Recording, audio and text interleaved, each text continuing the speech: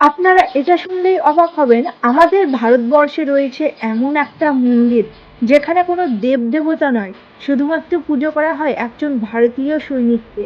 আপনারা হয়তো বুঝতে পারছেন যে আমি কার কথা বলছি। বাবা হরভজন সিং, যার কাহিনী শুনলে আপনাদেরও গায়ে কাঁটা দিয়ে উঠবে। হরভজন সিং ছিলেন একজন ইন্ডিয়ান আর্মি পাঞ্জাব রেজিমেন্টের ভারতীয় সৈনিক। 1968 খ্রিস্টপূর্বাব্দে মাত্র 22 বছর বয়সে 4 অক্টোবর সিকিমের নাথুলাগিরি পথের কাছে পাহাড়ি ঝর্ণা পার হওয়ার সময় পা পিছলে তার মৃত্যু হয়। 3 দিন তার দেহ খুঁজে না পাওয়ায় ভারতীয় সৈনিকরা যখন হাল ছেড়েই দেয়, তার ঠিক কয়েকদিন পরেই তার ইউনিটের একজন ভারতীয় সৈনিককে তিনি স্বপ্নাদেশ দেন এবং তারা সেখানে গিয়ে দেখে ওখানেই বাবা হরভজন সিং এর সেই দেহটি পড়ে আছে এবং সেখান থেকেই তার দেহ উদ্ধার হয় এবং তার ঠিক কয়েকদিন পর থেকেই ঘটতে থাকে কিছু অলৌকিক ঘটনা। স্থানীয় আর্মি সৈনিকদের মধ্যে মারা যাওয়ার পরেও তিনি সৈনিকদের স্বপ্নে এসে সতর্ক করে দেন।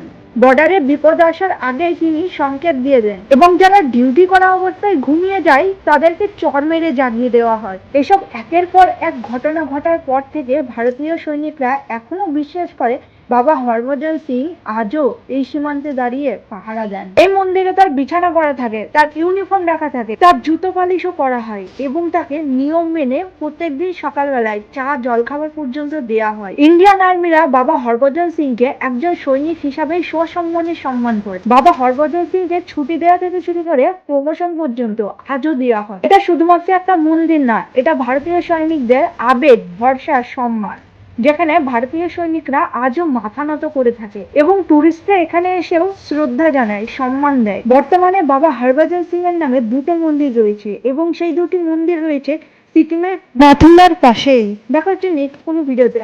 টাটা। সবাই ভালো থেকে সুস্থ থাকো, আমার ভিডিও দেখতে থাকো। ফেসবুক থেকে দেখলে অবশ্যই পেজটিকে ফলো করে দিও, আর যদি ইউটিউব থেকে দেখে থাকো তাহলে অবশ্যই পাশের ঘন্টাটি বাজিয়ে দিও।